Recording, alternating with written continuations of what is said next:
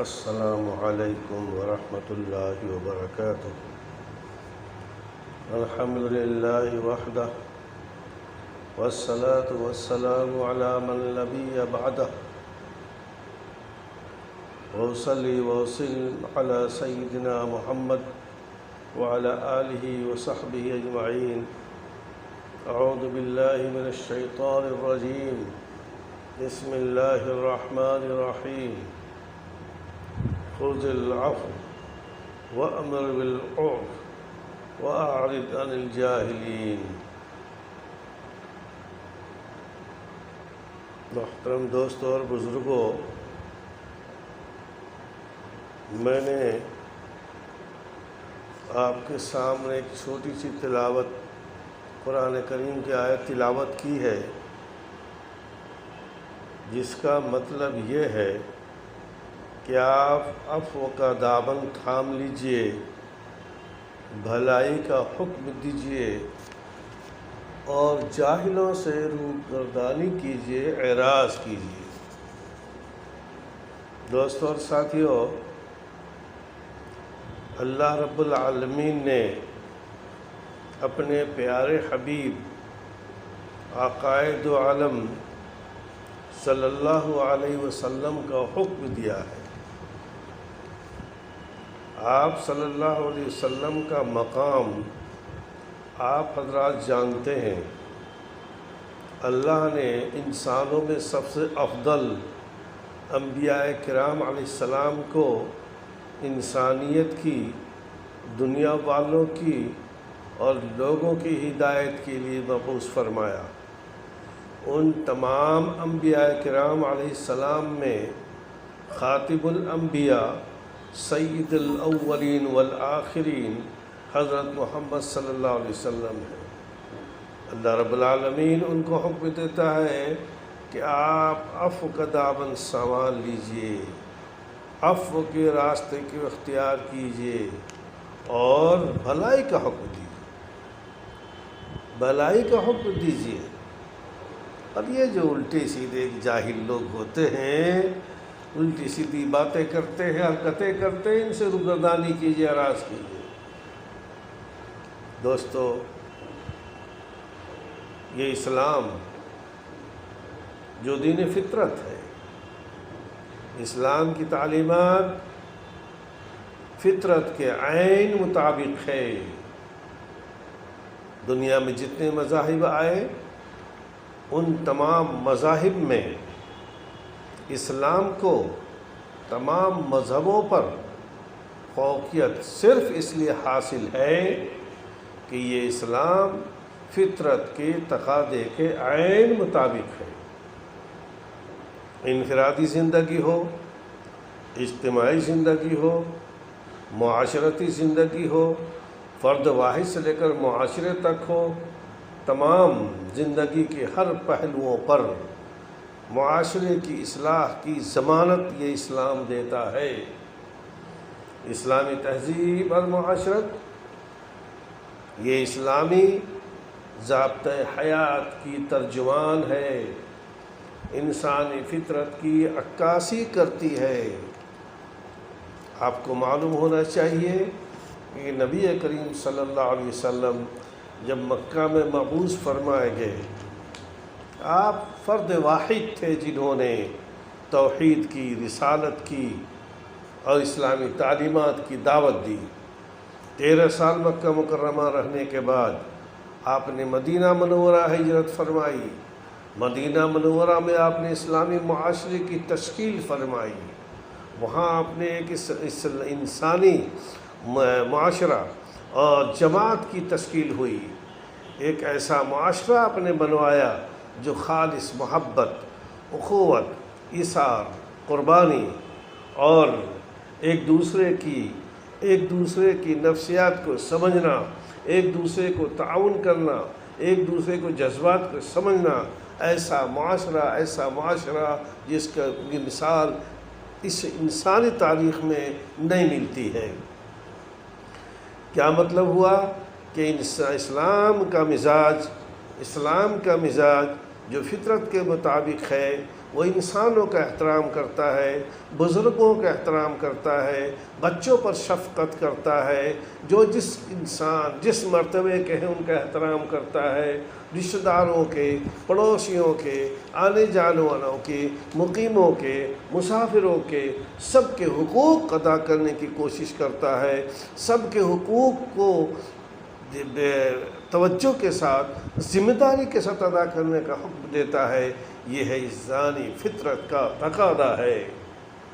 دنیا میں بہت ساری تہذیبیں آئی ہیں، ان تہذیبوں کا مقابلہ کرو آپ، اور ہمارے دور میں سب سے خطرناک تہذیب چل رہی ہے وہ ہے مغربی تہذیب۔ مغربی تہذیب صرف خالص نفسانیت پر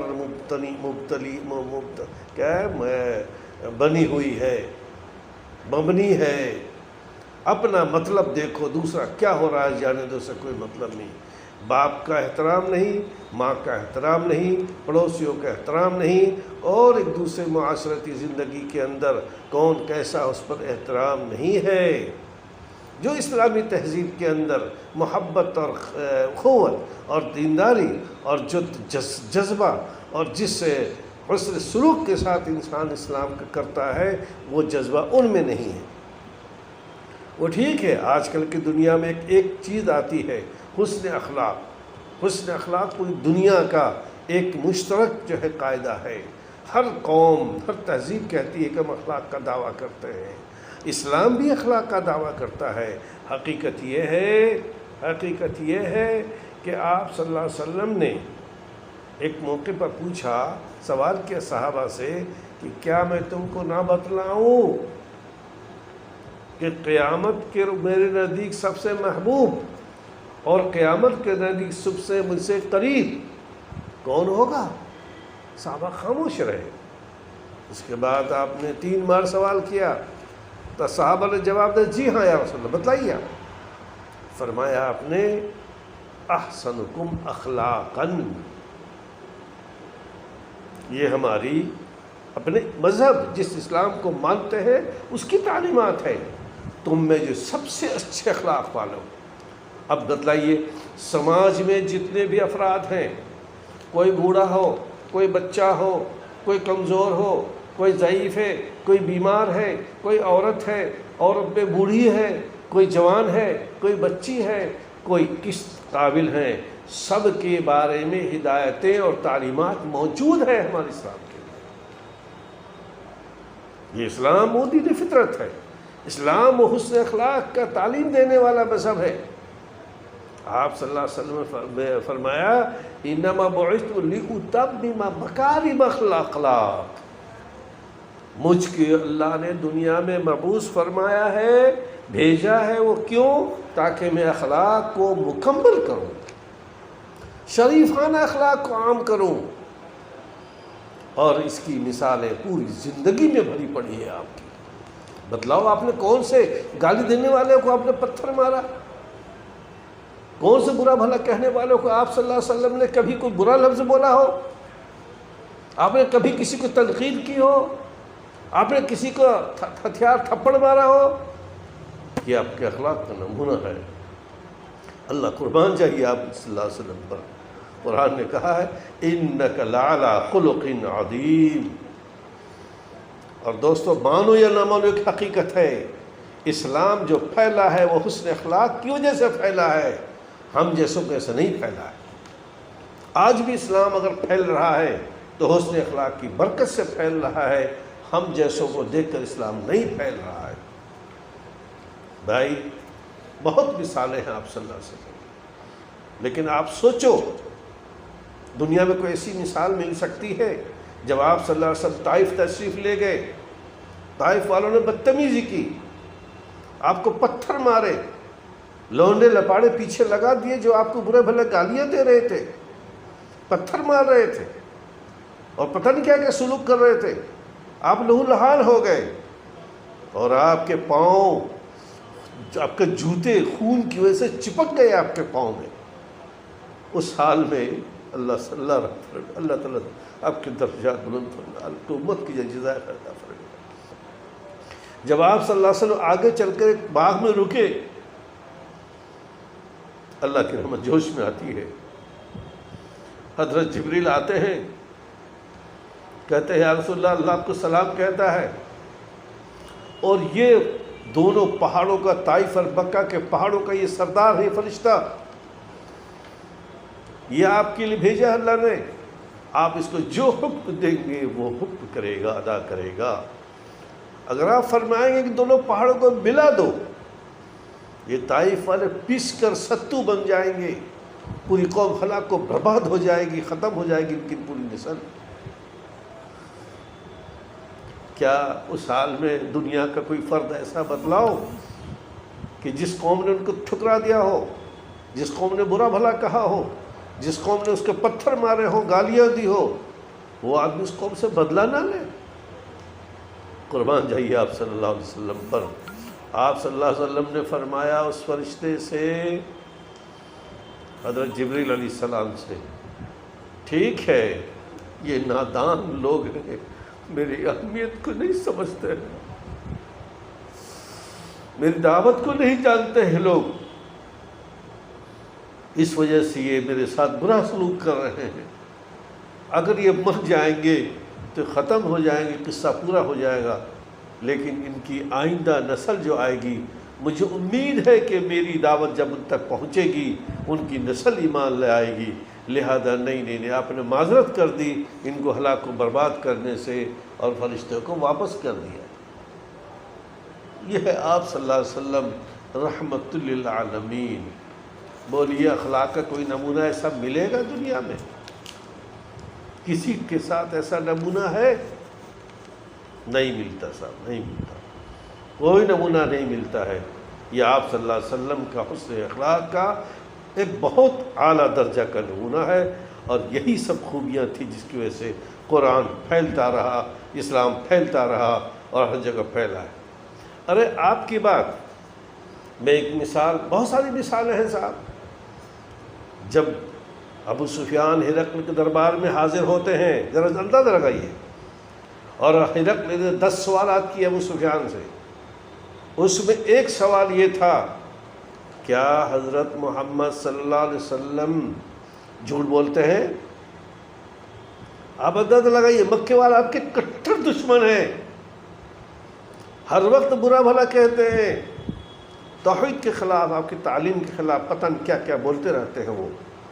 وہ چاہتا تو آپ کے خلاف بہت کچھ بول سکتا تھا، لیکن مخالفت توحید کی تھی، مخالفت رسالت کی تھی، مخالفت آپ صلی اللہ علیہ وسلم کی نبوت کی تھی، آپ کے اخلاق کے وہ قائل تھے۔ ابو سفیان نے بھرے دربار میں اس نے کہا کہ نہیں، محمد صلی اللہ علیہ وسلم پر ہم نے کبھی جھوٹ کا تجربہ نہیں کیا ہے۔ کیا کہنا صاحب، آج دیکھ رہے ہیں آپ، آج دیکھ رہے ہیں بڑی بڑی حکومتوں کے سربراہ، صدر، ہمارے ملک کے سربراہ، صدر، بڑے لوگ، بڑے عہدیدار کس قدر جھوٹ بولتے ہیں، کس قدر جھوٹ بولتے ہیں۔ اس عہدے کی کوئی، جس کو کہتے ہیں، گریمہ باقی نہیں رہا۔ لیکن آپ صلی اللہ علیہ وسلم اپنے دشمنوں کو بھی برا بھلا نہیں کہتے ہیں، یہ آپ کے اخلاق کی دلیل ہے۔ دوستو ٹائم زیادہ ہو گیا، میں کون سی مثالیں دوں، بہت ساری مثالیں دے سکتا ہوں، پوری زندگی آپ کی ان حسن اخلاق سے بھری پڑی ہے۔ ایک مثال چلتے چلتے دیتا ہوں، آپ کی نہیں، آپ کی امتی کی، آپ کی امتی کی مثال دیتا ہوں۔ حضرت عمر فاروق رضی اللہ تعالی عنہ، جنہوں نے قیصر و کسریٰ کی حکومتیں برباد کر دی، ختم کر دی، اسلام پھیل کر دنیا کے گوشے گوشے میں جا رہا ہے، اس دوران ایک دن تقریر کرنے کھڑے ہوئے اور پوچھا لوگوں سے، لوگوں اگر میرے اندر کوئی کمی آئے گی تو تم لوگ کیا کرو گے؟ آج ہمارا دور عجیب ہے صاحب، ہم اپنے بڑوں سے سوال نہیں کر سکتے ہیں، ہم اپنے بڑوں میں کسی کام کے بارے میں نہیں پوچھ سکتے کہ سر یہ غلط کام کیوں ہو رہا ہے۔ اگر کسی نے پوچھ لیا تو جیل میں جائے گا۔ دیکھ رہے ہیں ہم لوگ روزانہ مشاہدہ کر رہے ہیں، لیکن حضرت عمر فاروق جس کے نام سے قیصر و کسریٰ کام جایا کرتے تھے اور آج تک دنیا ان کے نام سے ڈرتی ہے، اچھے لوگ آج بھی ان کے نام کی مثال دیتی ہے کہ اگر حکومت کرنی ہے تو عمر فاروق جیسے حکومت کرو۔ گاندھی جی نے یہی کہا تھا، اگر حکومت کرنی ہے تمہیں تو عمر فاروق نے جیسے حکومت کی ہے اس طرح حکومت کرو۔ وہ عمر فاروق جب پوچھتا ہے لوگوں سے کہ لوگوں بتلاؤ اگر مجھ میں کوئی کمی ہوگی تو کیا کرو گے؟ ایک دیہاتی کھڑا ہوتا ہے، کہتا ہے عمر فاروق، امیر المومنین، آپ میں اگر کوئی کجی دیکھی ہم نے، کوئی کمی دیکھی ہم نے، یہ تلوار ہے، تلوار دیکھ رہے ہیں آپ، اس تلوار سے آپ کو ٹھیک کر دیں گے، اس تلوار سے آپ کو سیدھی کر دیں گے وہ لوگ۔ حضرت فاروق رضی اللہ تعالیٰ عنہ اس پر بجائے ناراض ہونے کے، اس کو گرفتار کرنے کے، کہتے ہیں اے اللہ تیرا شکر ہے، اے اللہ تیرا شکر ہے کہ تو نے امت میں ایسے افراد پیدا کیے ہیں جو عمر فاروق کی اصلاح تلوار سے کرے گا۔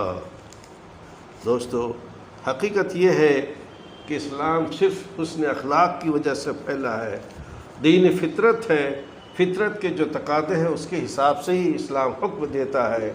یہ اللہ رب العالمین کا فضل ہے۔ ہماری کمزوری یہ ہے کہ آج ہم ان تقاضوں سے دور ہو گئے ہیں۔ اسلام ہماری وجہ سے نہیں پھیل رہا ہے، بلکہ اسلام اپنے حسن تعلیمات کی بنیاد پر، حسن اخلاق کی بنیاد پر پھیل رہا ہے۔ اللہ رب العالمین ہمیں سب کو توفیق دے۔ وصلی اللہ علی سیدنا محمد وعلی آلہ وصحبہ اجمعین برحمتک یا ارحم الراحمین۔